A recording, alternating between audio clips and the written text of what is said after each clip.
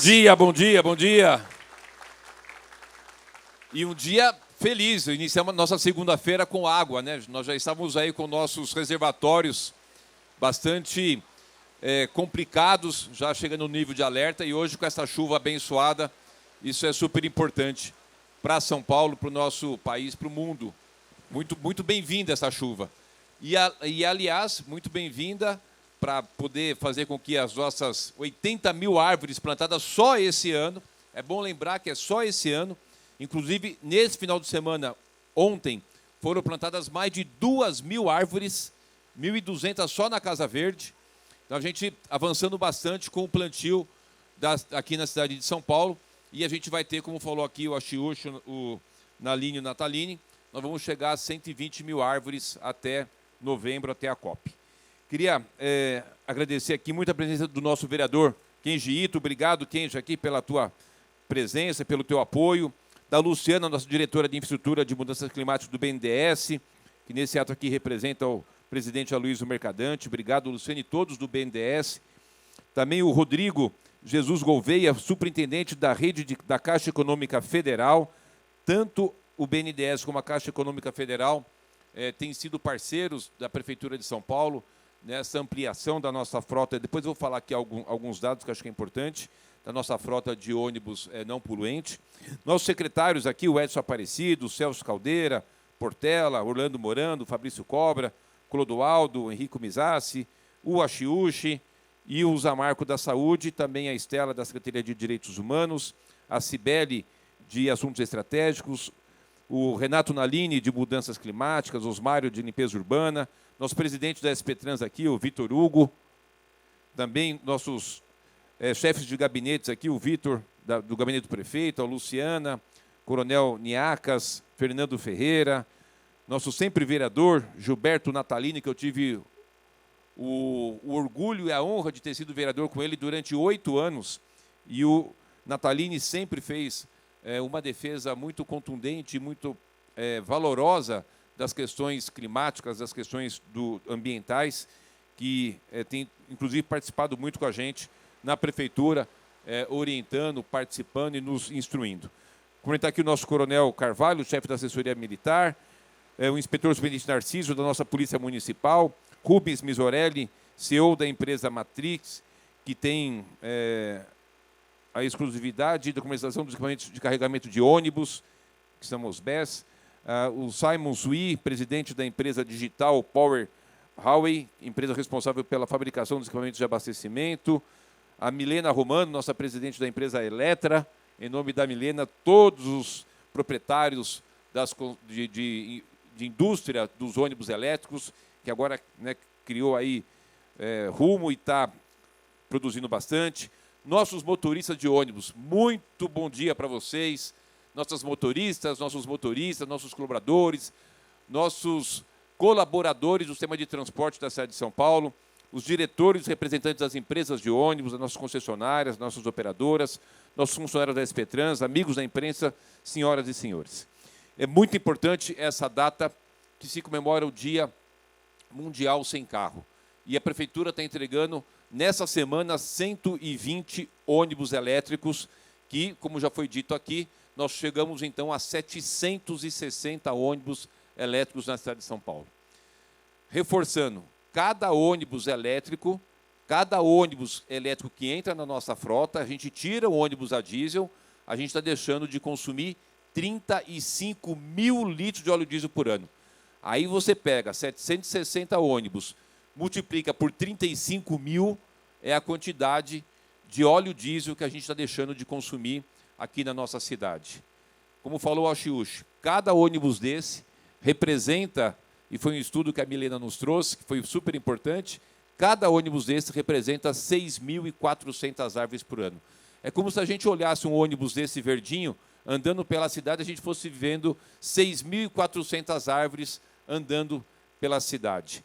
Isso é um avanço super importante, que, como disse aqui o Renato Naline, vai contribuir com o meio ambiente e contribuir também com a saúde das pessoas. Diminuir as doenças cardiorrespiratórias, diminuir as doenças pulmonares, ter um ar mais puro, fazer com que as nossas crianças, nossas mulheres, homens, jovens, idosos, possam respirar um ar mais puro. E é por isso que em todos os ônibus a gente colocou mais proteção ambiental e mais saúde, a associação da proteção ambiental com a proteção à saúde das pessoas. E a gente vai continuar avançando. Inclusive, foi importante terem colocado aqui no vídeo a questão da outra saúde que a gente também trata desse tema, que é a saúde financeira, de colocar esse sistema em pé.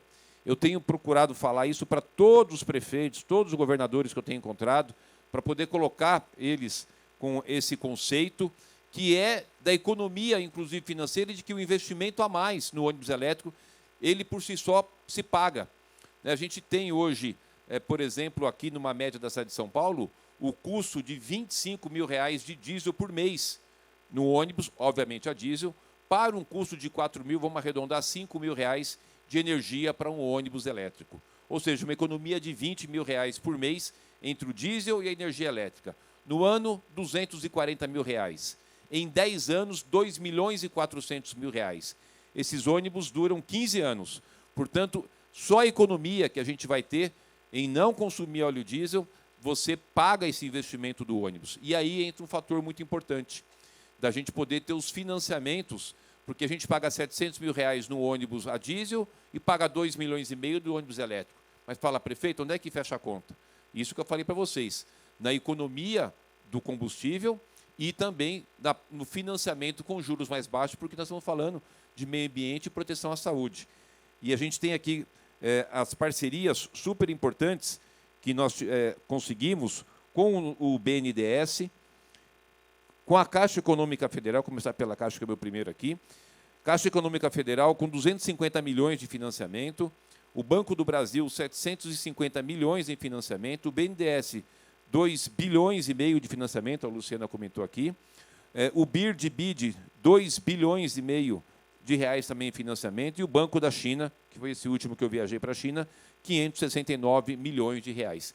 Esses investimentos, esses financiamentos que são transformados em investimento, somam 6,6 bilhões de reais.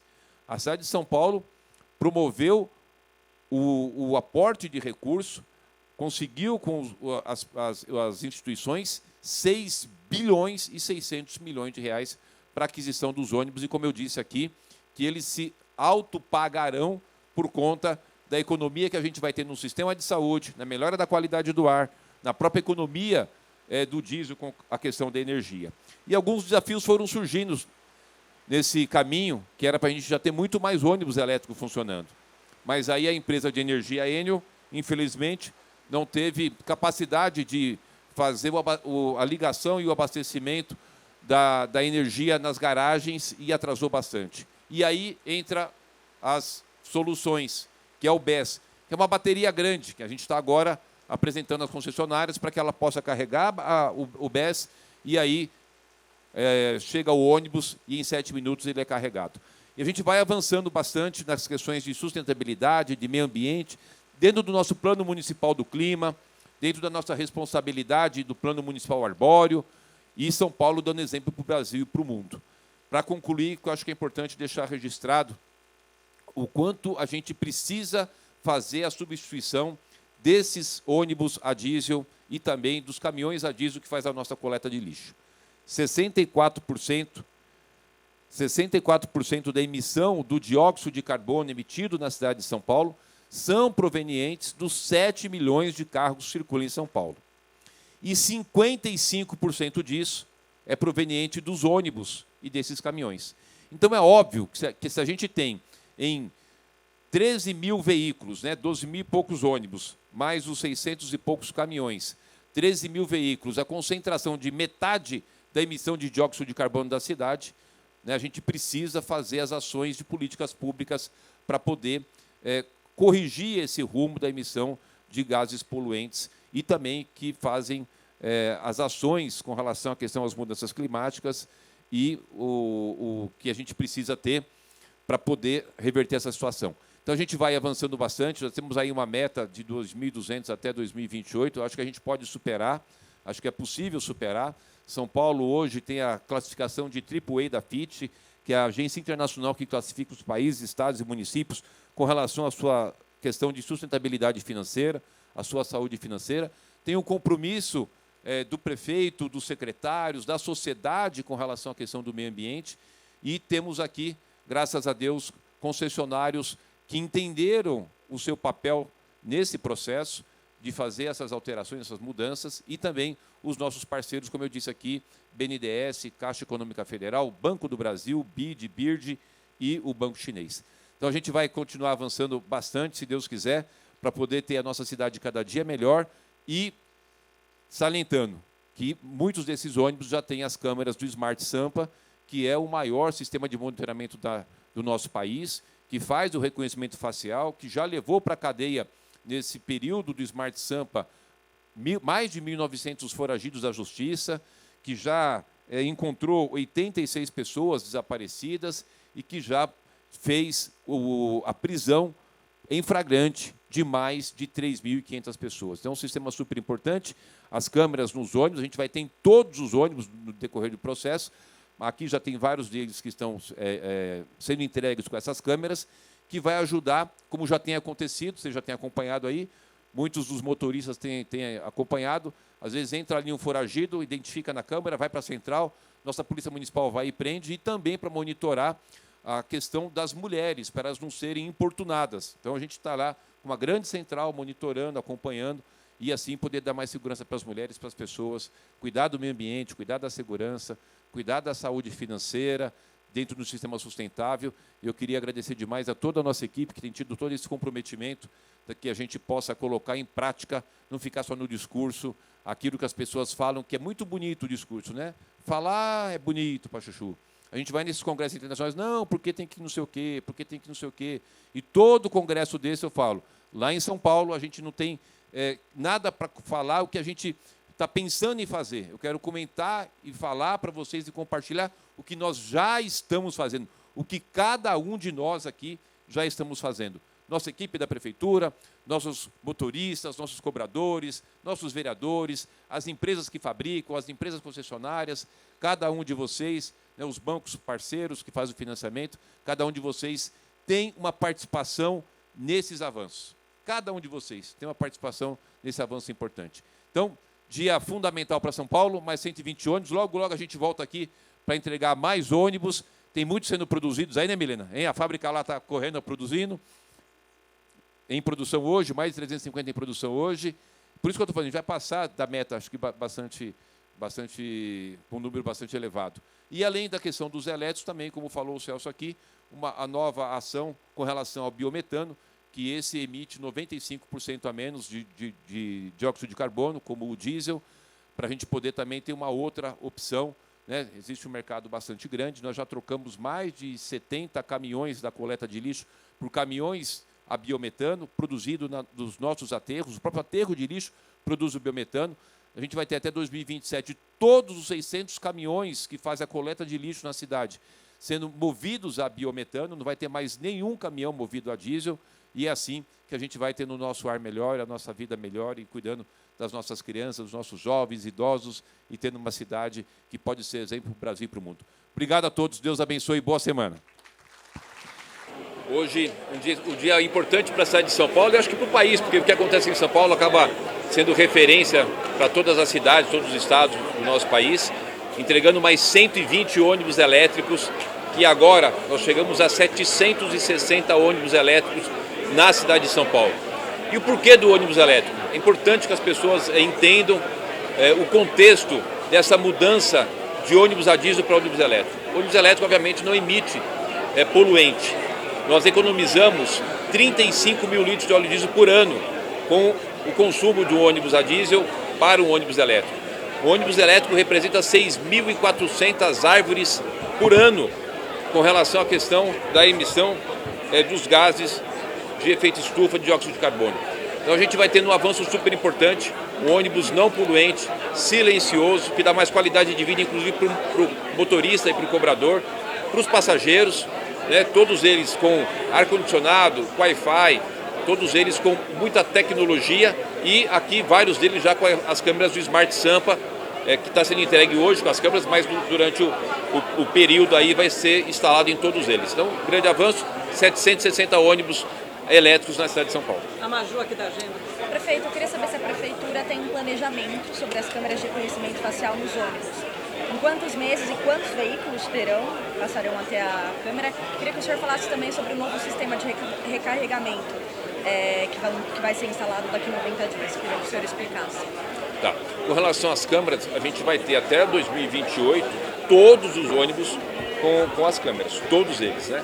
Nós estamos fazendo um estudo, o Celso está conduzindo um estudo com relação à parceria que a gente vai ter com o setor privado, que a gente deve apresentar para vocês logo, mas já tem determinação da administração que até 2028 todos os ônibus terão as câmeras para segurança.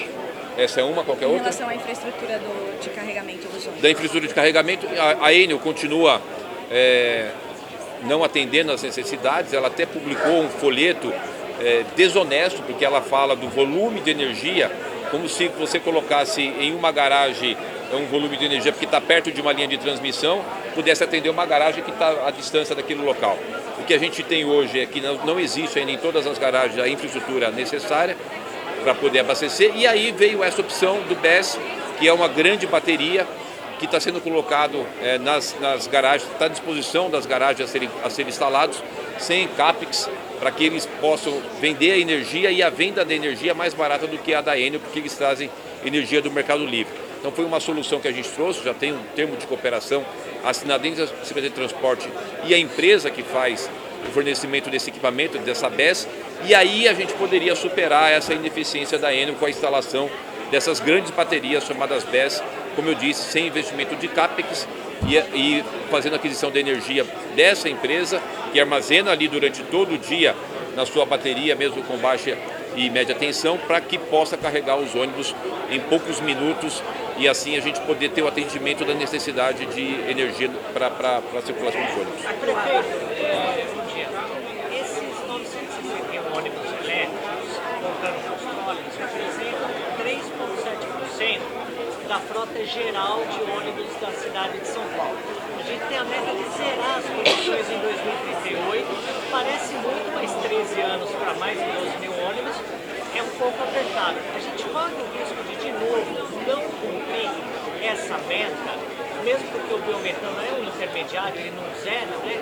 Eu gostaria também de uma atualização, por favor, dos corredores verdes aqui da Santa Amaro 9 de julho e daquele modelo de ônibus novo que está para chegar. Tá.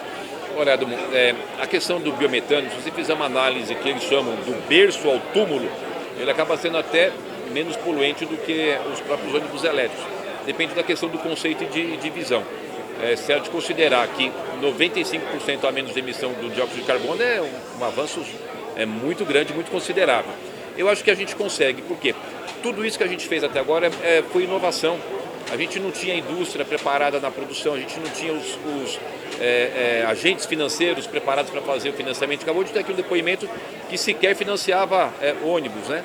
Então a gente foi preparando e fazendo com que todo esse cenário, esse setor pudesse se adequando. Por exemplo, a questão da energia. Quem poderia imaginar, e eu tenho certeza que você não imaginava, de que a Enel, uma empresa desse tamanho, não conseguiria ligar energia para carregar o ônibus. Quer dizer, para nós era algo inimaginável uma situação dessa, um nível de responsabilidade desse. Então foram buscadas alternativas com relação à energia, buscado financiamento para a gente poder andar com essa questão dos ônibus, e existe de principal com relação a tudo isso, eu acho que é por parte da imprensa, por parte da sociedade, a responsabilidade da gente poder ter isso como uma bandeira nossa, né? Uma bandeira de todos nós. E por isso que eu fico falando o tempo inteiro. Quando eu tiro um ônibus a diesel, eu tiro 35 mil litros de óleo diesel por ano. Né? Eu estou colocando ônibus elétrico, deixo de consumir 35 mil litros de óleo diesel. Quando eu ponho ônibus elétrico, nós temos 6.400, é como se fosse 6.400 árvores plantadas por ano, circulando na cidade por cada ônibus, né? Então, colocar esses avanços para as pessoas terem a percepção do que é você tirar um ônibus a diesel e colocar um ônibus elétrico ou biometano, as pessoas vão entendendo que aquilo ali vai melhorar muito a sua qualidade de vida, porque não vai lhe ser imputado doenças cardiorrespiratórias por conta da poluição do ar. Então, eu acho que a gente deve conseguir sim. E aí a atualização, só desculpa, do corredor verde do modelo óbvio? Do corredor verde, a gente está avançando bem, a gente vai ter aí já o lançamento do corredor. Se você passar ali na 9 de julho, Os pontos de ônibus já estão nesse momento em obras, né? Lembrando que o Corredor Verde não vai ter nenhum ponto, nenhum relógio, nada da prefeitura ali que vai funcionar com a energia elétrica comum, ela vai ser todos com placa fotovoltaicas. A gente vai ter ampliação das áreas de drenagem, das áreas permeáveis. Só passarão por ali ônibus não poluentes, ônibus elétricos. Então está caminhando, a gente deve entregar até o final do ano, acho que 9 de julho, se não me engano. Tanto é que já está lá em obras. Mas a gente vai ter grandes avanços de corredores verdes da cidade. Esse modelo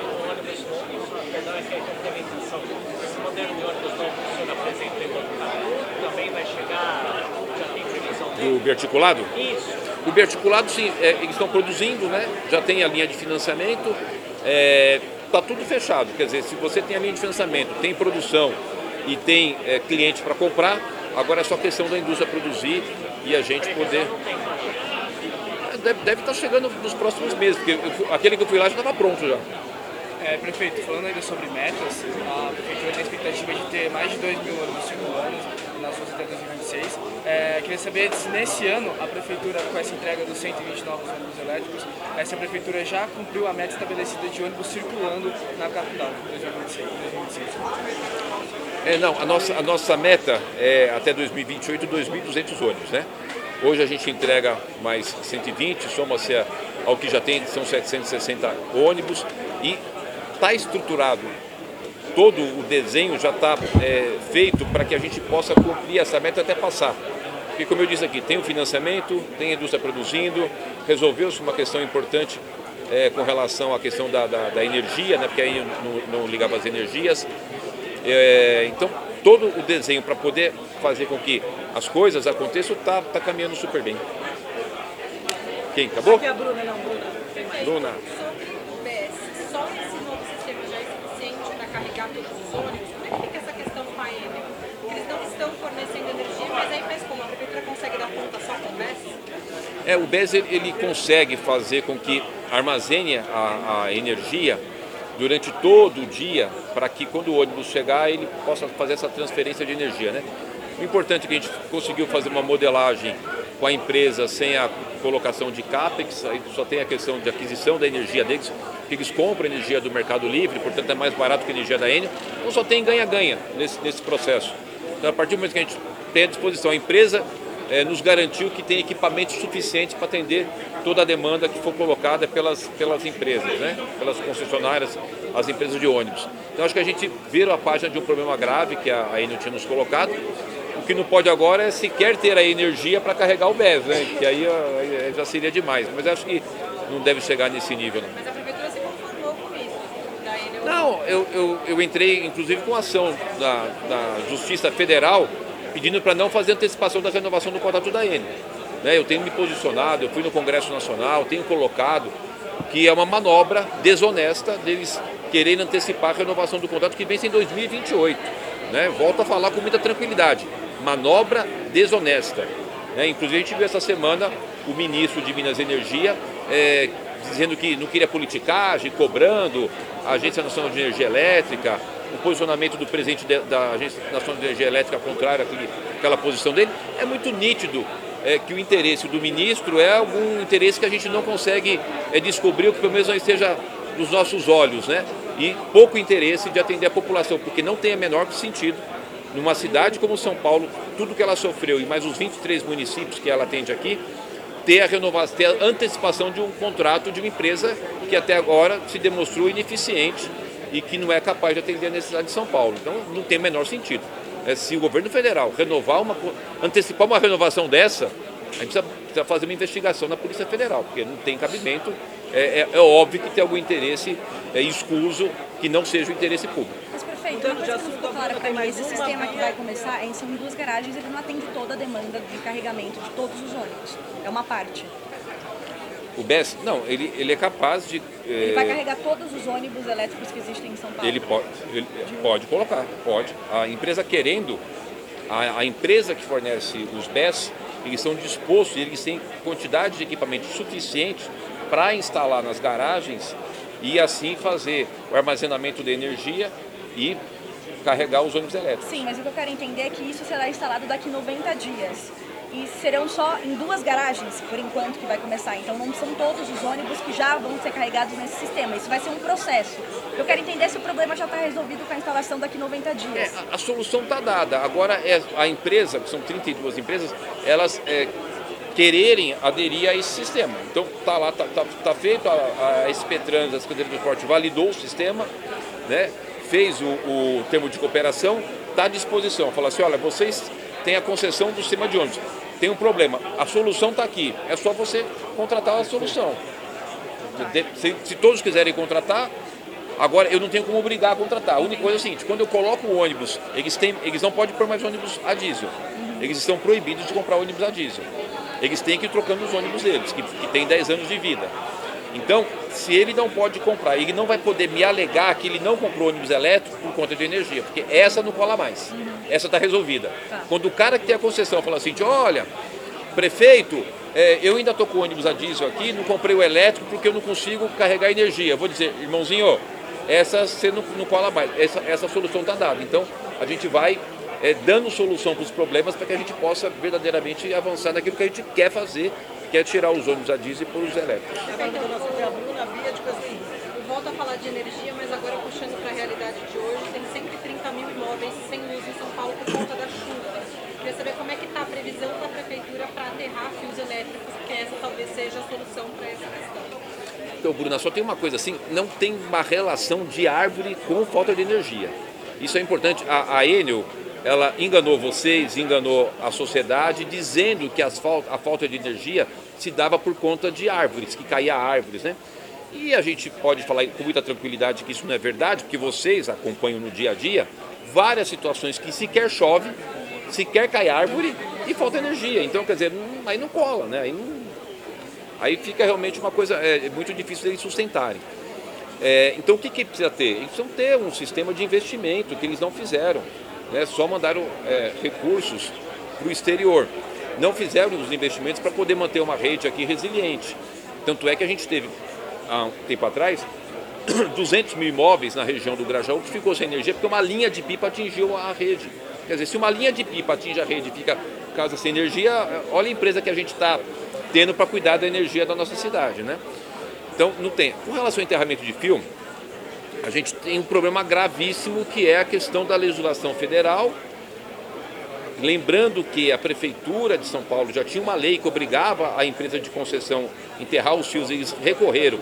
E o Tribunal Regional Federal deu ganho de causa para eles, inclusive abre uma aspas da juíza dizendo em que pese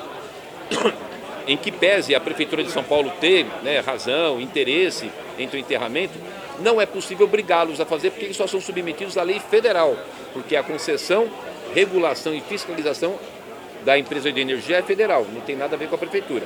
Então já teve até lei, que foi derrubada na justiça, e tem uma questão mais grave que é o custo que eles estão cobrando. Só para vocês terem ideia, naquele trecho da Avenida Santo Amaro, pegar Santo Amaro, que é uma avenida que todo mundo lembra e conhece, aquele trecho da Avenida Santo Amaro que eu fiz a requalificação, que eu concluí, a Enel nos cobrou e eu paguei 29 milhões. 29 milhões só para enterrar o fio naquele trecho da Santo Amaro. O que eu estou fazendo hoje? Todas as vias que eu estou fazendo, requalificação de corredor, reforma, eu já estou fazendo enterramento. Só que está custando uma fortuna. Então, Celso Garcia, Interlagos, Itapecerica, Amador Bueno, todas essas vias, né? Vou fazer Raimundo Pereira de Magalhães, vamos fazer a Marquês de São Vicente, vamos fazer a Arisodemo Pinotti, Caldeira Filho, todas essas vias que a gente vai requalificar ou fazer o prolongamento, já terá o enterramento de fio. Mas é um absurdo que eles têm cobrado da gente. É um valor assim assustador que a Enel tem cobrado para fazer esse enterramento. Mas a prefeitura tem caixa para fazer isso? Caixa não tem caixa, porque assim, a situação financeira está boa, mas a gente não é infinito. As demandas são enormes, né? Você vê que nós estamos hoje no período de chuvoso. Eu estou com 8 piscinões em obras. Eu fiz 7,6 bilhões de investimento em drenagem, microdrenagem, canalização de córrego. Vou licitar mais 5 piscinões. A gente está tendo quase que tudo isso com dinheiro nosso, né? Essa questão dos financiamentos, por exemplo, dos ônibus, não é dado. É emprestado. Não tem um centavo dado. É importante para a gente? É importante, porque a taxa é menor, até porque essas instituições fazem financiamentos para outros países com taxa menor, né? Tem que fazer para nós também, né? Então a gente tem essas linhas de financiamento pela capacidade que a prefeitura tem de honrar com os compromissos pelo seu ranking de AAA. Então, não é que está sobrando dinheiro, eu acho. Se você analisar, você pega, por exemplo, se não me engano, a Celso Garcia, 100 milhões a obra, 80 milhões para enterrar o fio. Quer dizer, é muito caro. Então a gente tem esse problema. Tem, por exemplo, tem corredor. Você consegue a construção do corredor dentro da concessão, a concessionária já assume. A gente tinha até desenhado uma PPP para fazer a tubulação, para fazer esses enterramentos, né? Agora a gente depende necessariamente da Enel. Necessariamente. Pode parecer, já estou ficando até assim repetitivo nessa questão da Enel, mas é uma empresa péssima. Vou te dar um exemplo concreto, mais um, para a gente poder entender do que nós estamos falando. A requalificação do centro histórico, o Triângulo Histórico. 23 calçadões, 63 milhões de investimento. Ali eu não estou fazendo só a troca do piso, a gente está fazendo inclusive o piso e toda a parte de reestruturação subterrânea, que passa água, esgoto, gás, energia, telecomunicação, então a gente já está refazendo tudo, porque é muito antigo. A Comgás refez toda a sua rede e suas caixas sem cobrar nada. As empresas de telefonia fizeram, a Sabesp fez, porque é a rede deles. A Enel teve a cara de pau de vir me cobrar 15 milhões de reais para fazer a rede deles. Aí eu falei, não vou pagar. Aí, então 7 milhões. Eu falei, não vou pagar. E agora falaram que vão fazer. Mas você vê, é uma empresa, cara, irresponsável. Ela não tem nenhum compromisso com a sociedade. Zero. Eles queriam me cobrar 7 milhões para arrumar a caixa deles, cara, que passa o fio deles. Né? Então atrasou as obras lá no centro histórico, que a gente está fazendo, já é complexo. Então a gente tem uma dificuldade com relação ao enterramento, que a gente vai ter que mudar a legislação federal. Para resumir, Bruno, a sua pergunta, como é que a gente resolve enterramento de fio? É a legislação federal dizer o seguinte, ó, quem tem a concessão, quem ganha dinheiro com a concessão de energia, tem obrigação de fazer enterramento de fio. Essa é a solução, porque, só para vocês entenderem, quando faz a concessão, esses postes, toda essa rede, toda essa infraestrutura do governo federal passa a ser da Enel aqui. É dela, por exemplo, ela tem um poste, vai passar um fio da Claro, ela cobra aluguel da Claro, de pôr fio lá. Então, essa estrutura pertence à Enel, dentro da concessão. Né? Então, é ela que tem a obrigação de fazer o seu enterramento. Só mudando a lei federal, porque caso contrário, como eu já te disse, já teve lei, o Tribunal Regional Federal derrubou e a gente não tem como obrigar, e quando eu vou fazer, eu sou praticamente extorquido de um preço absurdo que eles me cobram. O senhor levou isso para Brasília, o que ouviu lá? Levei para Brasília, levei projeto de lei, já foi votado na Câmara, que está no Senado, a Câmara já votou, eu levei esse projeto na mão do Arthur Lira, quando ele era o presidente, foi protocolado, votado, né, onde dá aos municípios algum poder, alguma influência sobre a questão da concessão de energia. Está lá torcendo agora para o Davi Alcolumbre para votar e a gente poder ter uma mudança na legislação e os municípios não ficarem só à mercê daquilo que eles desejam e da ganância de lucros que eles perseguem constantemente sem nenhum compromisso com a cidade e com a sociedade. Aqui a Bia. Prefeito, a Bia. Vocês estão fazendo pergunta muito difícil, aí está demorando muito minha resposta, viu? Tem a Bia e o Henrique só, aí a TV. Só para puxar eu queria perguntar se tem algum ponto de atenção hoje na cidade, porque está chovendo bastante, como está o monitoramento de hoje, e queria mudar de assunto, perguntar da manifestação de ontem, até aproveitando a presença do secretário, teve uma movimentação ali de GCMs que causou uma tensão em algum momento, depois eu ouvi que foi para tirar uma pessoa, queria entender melhor o que aconteceu. Eu queria começar por último, para a gente ver como que é importante, principalmente vocês da imprensa, ter responsabilidade no que fala, né? Eu não vou citar o nome para não ser delicado, mas um jornalista vai e grava um vídeo falando, a GCM está aqui, entrando no meio, e na verdade a GCM estava lá no exercício do seu dever, porque se tivesse um jornalista, um manifestante, um comerciante, qualquer um em risco, a Prefeitura de São Paulo vai agir rapidamente para proteger a vida das pessoas. A nossa ação, diferente de alguns que fazem inclusive apologia à violência, que comemoram a morte das pessoas, nós não. Nós protegemos a vida das pessoas. Nós fazemos o nosso papel, que é a proteção da vida. O rapaz estava sendo praticamente agredido, praticamente não, ele estava sendo agredido, literalmente agredido. Foi colocado dentro da viatura para sair daquele ambiente e a viatura tinha que sair do local.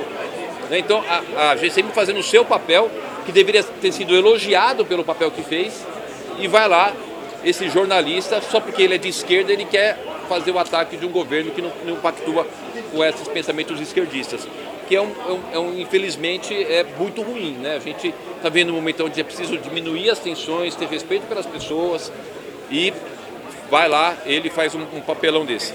Mas enfim, o que aconteceu foi isso, e a GCM estava lá e vai estar em todo local, em todo momento, para poder proteger as pessoas, seja quem for, de que partido for, de qual ideologia que pensarem. Da prevenção da chuva que ela perguntou. Você tem algum ponto de atenção? Nós tivemos ontem 12 quedas de árvore, né, 2 na data de hoje. Rapidamente a gente está fazendo a remoção e as ações necessárias para poder restabelecer os serviços. 120 mil casas sem energia, como a gente já falou aqui. Nenhuma delas por conta de queda de árvore, portanto esse argumento daí não cola, né? Porque realmente a rede deles é uma rede que não tem resiliência, que não tem condições de suportar qualquer vento, qualquer chuva, mas do ponto de vista da infraestrutura da cidade, fluiu super bem. A gente está bastante tranquilo com relação aos investimentos que foram feitos, 7,6 bilhões de reais em drenagem, canalização de córrego, contenção de encostas, microdrenagem. Hoje eu estou com 8 piscinões em obra hoje, 8 em obra hoje. A gente vai licitar mais 5 piscinões, portanto a gente não tem ainda uma solução definitiva de tudo. Mas a cidade de São Paulo já tem um plano diretor de drenagem que não tinha, e tem hoje quais são as diretrizes para que a gente possa a cada dia ir melhorando a questão de drenagem, que já melhorou muito. Hoje o nível de alagamento na cidade já é muito menor, e aonde alaga ela retorna muito mais rápido. O nível de enchente já diminuiu bastante, mas a gente ainda tem. Vai ter chuva? Vai ter alagamento lá em Itaquera, porque eu fiquei mais de um ano para liberar minha licitação do piscinão do córrego do Rio Verde, só consegui iniciar a obra agora, né? É uma coisa que vocês podiam também me ajudar, né? Porque por que demora? Aí o tribunal para, o juiz para, o Ministério Público para, a população perde e ninguém responde por isso. As pessoas também precisam começar também a responder pelas ações prejudiciais que causam para a sociedade, né? A gente precisa, evidentemente, ter fiscalização, ter uma atuação muito firme de todos os órgãos de controle, mas tem que ter celeridade.